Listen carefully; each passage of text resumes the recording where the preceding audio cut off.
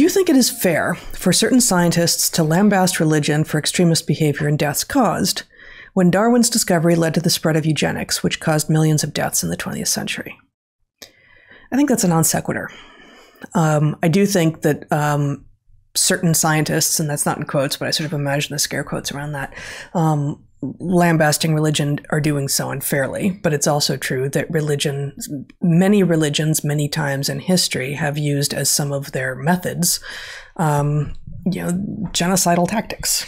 And, that has been explicitly part of some religion, whereas taking a misunderstanding of a scientific discovery and using it for ill, you cannot be held responsible for the misunderstanding and misattribution of all of the ideas that you put out in the world downstream. Well, I actually put more stock in the parallel here than it sounds like you do, although I think in both cases there's nothing to it, right? Religion doesn't lead people to genocide. What happens is there is a genocidal evolutionary process that builds itself into the culture that surrounds it. And this is part of the problem, is that it's not like that thing has gone anywhere. So the danger of genocide continues to exist, and it will be dressed up in different clothes. So I guess what I'm getting at is... But some religious dictates specifically are about in-group versus out-group and chosen people. And if you're not chosen, we can treat you how you want. Right. But you will notice that the same thing is happening with all of these secular folks. We're watching the exact same instinct. That's true. Yes, but that's a non sequitur. No, I don't it's see not. How that's relevant. No, my point is the creature has that instinct to find a vulnerable antagonist and steal their shit. Right? Mm-hmm. That's built into the critter. And the fact that the critter also takes whatever it does and justifies it in religious terms is interesting and, of course, meaningful. But it's not that the religion is causing it. It's that the evolutionary dynamic is dangerous. Okay. So you're arguing, we're going to do it regardless. We need a system that keeps our better angels front and center. I still think there is a distinction between a scripture that actually argues in favor of killing and a scientific understanding of the world that can then be utterly bastardized. Like eugenics, which sometimes goes under the slightly larger banner of social Darwinism, is a bastardization, is a misunderstanding of Darwinism. Social Darwinism is not Darwinism. Well, right? Social Darwinism is a stupid, low-quality instantiation of something. Yeah. Okay, but, there are a lot of stupid low-quality instantiations. And my only point would be, okay, we're going to say that it was the religion that caused this genocidal impulse that exists, whether or not people are religious. Mm-hmm. That doesn't make sense to me. Are we also going to then recognize, which I believe we should, that there is a process by which that religiosity upgrades itself and that it has gotten more humane? Right? Mm-hmm. If you look at, the Old Testament, and then you look at the additions, if you take the major additions from the New Testament, right? You've got the story of the Good Samaritan. The point is, you've got the Golden Rule. You've got is a increasing inclusivity of the in-group. And ultimately, I would argue, you probably arrive at some version that looks like Buddhism, where the idea is, yes, actually, we're all in the in-group. And then, maybe it doesn't even stop with us. Maybe we have to treat the biological envelope of the world as part of the in-group, right? And I believe that this is a kind of enlightenment, and it will get encoded in enlightened religious philosophies, if that's what you want to call them. Mm-hmm. And so the basic point is, look, let's stop dicking around. We're talking about the underlying evolution. But I mean, seriously, we're looking at the underlying evolutionary program. And you know what? The underlying evolutionary program has some really vile stuff in it. It also has the capacity to overcome that for very good, logically sound reasons. Yeah. Right? And so I don't want to claim that the place in which humans store their list of do's and don'ts is the problem, when the problem is what are the do's and don'ts. And, should we blame the languages that people used in order to organize a genocide? Right? I wouldn't blame the language. That seems like a weak comparison. I don't think so. You're talking about how human beings encode meaning, and they encode meaning philosophically. Yeah, but sets of instructions are sets of instructions, and language is a tool by which you can say any number of things. And if you're being encouraged to go out and kill your enemies, then... Right. But the point is, religions do multiple things, and to say that this religion, has these bad things in it, well, it also has some good things in it, and we can say the same of language. So anyway. I don't think we can say the same thing of languages. We don't because it's too stupid. But my point is, it's stupid if you do it with... Yes, I think so. Right. It's stupid when you do it with language, and it's obvious that it's stupid. It's less obvious with the religions. No, but religion is a set of interlocking narratives with, different degrees of truth and morality to them. And language is the building blocks of those narratives. Language doesn't have narrative as part of what it is. I mean, language is one of the things... You're no more likely to tell a genocidal story in English or Norwegian or Ojibwe or Malagasy. I bet you we could figure out how often somebody says something genocidal, and it would not be evenly distributed across languages. For sure not. Right? And so, believe me, my point is this is a reductio ad absurdum. I don't want to see us deciding that the language is at fault, because I don't think it is. I also don't think the religions are at fault, because what they are really doing is taking underlying very dangerous evolutionary processes and building them into a metaphorical structure that people operationalize without knowing what they're doing. But the real problem is, hey, there's a genocidal instinct inside of people.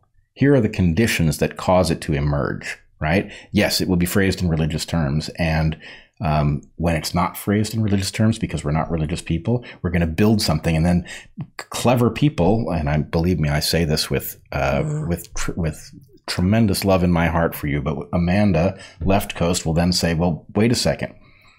I can map religion exactly onto this, right? You're talking about secular scientific stuff, but the position you've taken up is a religious one. Here, let me draw you the map, right? And the point is... we just took a step that I thought you were going somewhere, and you went somewhere totally else. Amanda describes the public health insanity, and she says, this is a religion, let me show you. Yeah. And then she draws the map, right? Okay, and she explains what the connection is. And my point is, she's not wrong. Mm-hmm. This is a completely secular landscape that actually just happens to map perfectly onto religion, because the same things that cause people to instantiate things into religion are being activated here, and they've invented a religion that doesn't have a name. So I think I agree. I think I agree with all or almost all of that, but I still see a distinction between this story says go out and kill people, and this discovery was then misinterpreted, and that misinterpretation said go out and kill people. Those are that's just there's a step removed there. It's really freaking important.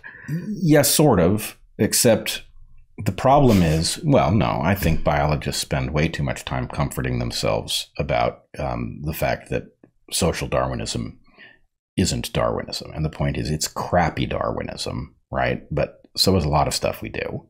And I guess you could argue that religion is crappy Darwinism. This feels unuseful to me. I don't know why you would say that.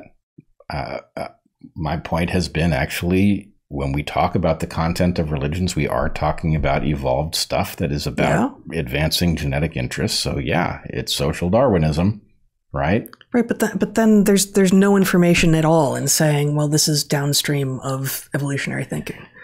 But this is kind of my point, right? The question asked, should we hold religions responsible, right? Should we hold Darwin responsible? And the point is, I don't think we should be holding people responsible. Then you're arguing for not holding religion sensu lato responsible, but you can still say that religious scripture right there said go out and kill people, and that's not okay. And you can also say social Darwinism is making exclusionary arguments, and it's insane, and that's not okay. Right, 100%. So my point is, it's not, Darwin isn't responsible for... So you're talking about religion with a capital R. And I read this as, in particular instantiations of religion. But if science, big S, isn't responsible, religion, big R, isn't responsible. But particular instantiations of religion do in fact describe instructions for terrible behavior, and particular instantiations of eugenics do as well. But those particular instantiations are not the same thing as Darwinism. That's the step I don't get. Okay. So my point would be, I've been saying since I was a college student, as you know, yeah, these are underlying evolutionary drives, and we have to recognize what they are if we are to prevent these very bad processes. That applies to warfare, it applies to rape, it applies to genocide. These are evolutionary processes that we have a responsibility for stamping out, right? In order to stamp them out, blaming, that's bad Darwinism. That's the problem. No, it's not bad Darwinism. Somebody could make the argument, right? Hey, people with this eye shape share more genes with us than people with that eye shape. Let's get rid of the people with that eye shape. That's not a bad argument from the point of view of the genes and what they want. It is a despicable argument from the point of view of decency. And so the fact that... Yes, but social Darwinism, or I guess eugenics is specifically what's been raised here, but social Darwinism, which I guess I've thought more about than eugenics because eugenics is so obviously immoral. Social Darwinism makes the error of imagining that because you've succeeded in business, basically, because you or your parents acquired wealth, you are therefore more fit. It is a fundamental misunderstanding of what fitness is with regard to it being context dependent. Right. So, I think we can solve this way. The social Darwinists have an argument about superiority. Yeah. It's a garbage argument. The genes are all about getting into the future, whether superior or inferior. Sure. The example I have used is if you have two versions of an enzyme for respiration, and one is 5% more efficient than the other. That's the superior gene from the point of view of what the enzyme does. But in a context... Hold on. The enzyme that doesn't do it as efficiently still wants to get into the future and exclude the alternative. But you've buried what I think is the lead there. Like 5% more efficient, obviously, you're the master of trade-offs. You know that comes at some cost. Doesn't have to because... If we're not at the efficient frontier. Right. There you go. So all I'm saying is evolution is playing a game about getting spellings, particular spellings into the future. But we know that particular example that you give does exist. There is variation that, people who live in the Himalayas have, oh gosh, I can't remember, and we read about it in the book, but, a genetic difference that allows them to collect more oxygen for this. It's a hemoglobin difference, but I don't remember the specifics. And it's better for them. Yes. It's not better for them if they decide to move to sea level. No. Then there's some cost associated with it. And I don't remember what it is, but there's some cost associated with it. So there is no universal most fit is the point. It's not. There's no universal most fit. There is, however, better and worse. Yeah. And not all variation is about that. In fact, most of it isn't. Most of it's about trade-offs between different habitats and things like that. But look, human beings ended up with big brains. Why did we end up with big brains? Because we could do more with them than the little brains that preceded them, right? Mm-hmm. There was a superiority thing. And the reason that all humans have big brains is because they were better than all of the little brains that preceded us. True for every human. Yeah. So the point is, there's better and worse, but that's not the game evolution is playing. Better is a means to an end, and this is so. But it's also totally context dependent. No, there is better and there is worse, and there is also context dependent, right? The vast majority of what we see, the variation between species, is context dependent. But my point is, beyond this, selection is using better as a means to an end, and the end is absolutely irrelevant to any of the things that we decent human beings care about. Getting spellings into the future is not a cool game, right? The fact that some spellings will get into the future because they're superior is a game that naturally occurs. But the point is, a gene that sucks still wants to get into the future, right? The T haplotype tells us this. T haplotype will sabotage the mouse that it's in order to get into the future. It will sabotage the fitness of the animal because that gene doesn't want anything, but it behaves as if it wants to get into the future and is willing to have the organism that is transporting it pay a spectacular price in order to do it, right? Mm-hmm. That's the stupidity of this game from the point of view of, morals, values, meaning, all of the stuff that we ought to be focused on. Sure. And so my only point here with respect to this question is I don't think we should be holding Darwin responsible for either the good instantiations, the accurate representations of how you might get your genes into the future, or the stupid, lame, incorrect ones. I don't think we should be holding religion with a capital R responsible for the genocides that are done in its name, or the alternatives. The point is, these are structures. Yeah, I guess, I still just disagree that Darwin never pretended to be trying to do that. Right. And particular religions exactly are trying to do that. They're not even pretending they're not. Okay. So it's the stated purpose of one, and it's exactly not in any way the stated purpose of the other. Right. I agree with that. And so what you've just said is you've got a naturalistic fallacy. The idea that you're going to do anything other than treat Darwin as a description of how things function is automatically a misuse of Darwin. That's right? Interesting. I wouldn't have thought to phrase it that way, but I think that's right. But I think that's what you're saying, and I agree with it. And then the question is, why am I making that move with something that is explicitly about right and wrong?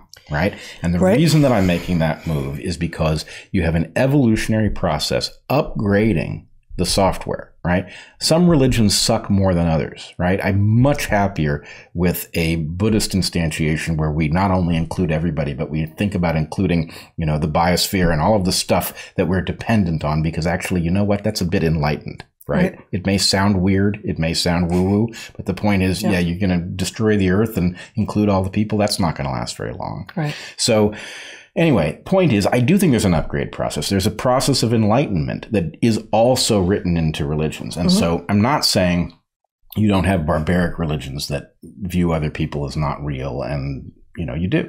And genocides happen on their watch. And we ought to be trying to bring everybody to a place of enlightenment where we recognize, actually, you know what? It is better for us to co-participate in something, right? To agree on rules that don't advantage anybody, and to say, hey, we're pretty lucky to have a planet you can even be on at all. We're pretty lucky to have happened, right? Let's make the best use of this we can, and let's preserve it. Religion based on the anthropic principle? Right. Anthropic religion would be a cool thing.